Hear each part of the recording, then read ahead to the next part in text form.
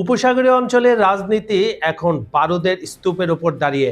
Iran পরিষ্কার ভাষায় জানিয়ে দিয়েছে সংযুক্ত আরব আমিরাত, যাকে আমরা ইউএই বলে থাকি, কেবল মার্কিন ঘাঁটিকেই জায়গা দেয়নি, বরং ইরানের বিরুদ্ধে সরাসরি ছদ্মবেশী যুদ্ধে লিপ্ত হয়েছে।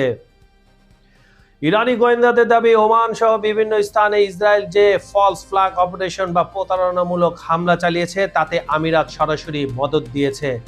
তেহরানের উচ্চ পদস্থ কর্মকর্তাদের মতে আবুধাবি এখন ইসরায়েলের স্বার্থ রক্ষার একটি উন্নত প্ল্যাটফর্ম এবং তাদের এআই প্রযুক্তি ব্যবহার করে ইরানি নেতাদের উপর নজরদারি চালানো হচ্ছে।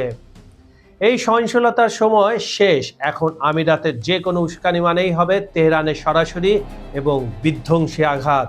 ট্রাম্পের বুট অন দ্য গ্রাউন্ড পরিকল্পনা। বিশ্বের জ্বালানি সরবরাহের ধমনী হিসাবে পরিচিত হরমুজ প্রণালী এখন রণক্ষেত্রে পরিণত হওয়ার অপেক্ষায় রয়েছে। মার্কিন প্রেসিডেন্ট ডোনাল্ড ট্রাম্প আর কেবল আকাশপথে সীমাবদ্ধ থাকতে চাইছেন না। গোয়েন্দা তথ্য বলছে ইরানের জ্বালানি রপ্তানির মূল কেন্দ্র খারক দ্বীপ এবং কৌশলগতভাবে গুরুত্বপূর্ণ কেশম দ্বীপ দখলের জন্য স্থল সেনা পাঠানোর চূড়ান্ত ছক কষছে ওয়াশিংটন। ট্রাম্পের স্পষ্ট হুমকি, হয় প্রণালী খুলে দাও, নয়তো বিদ্যুৎ কেন্দ্র সহ সব অবকাঠামো ঘুরিয়ে দেওয়া হবে।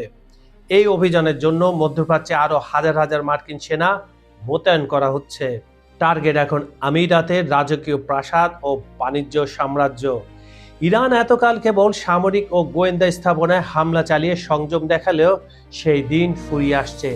তেহরান হুঁশিয়ারি দিয়েছে, যদি আমিরাতের মাটি ব্যবহার করে ইরানের কোনো ভূখণ্ড বা দ্বীপে স্থল অভিযান চালানো হয় তবে ইউএইকে একটি শত্রু রাষ্ট্র হিসাবে ঘোষণা করা হবে।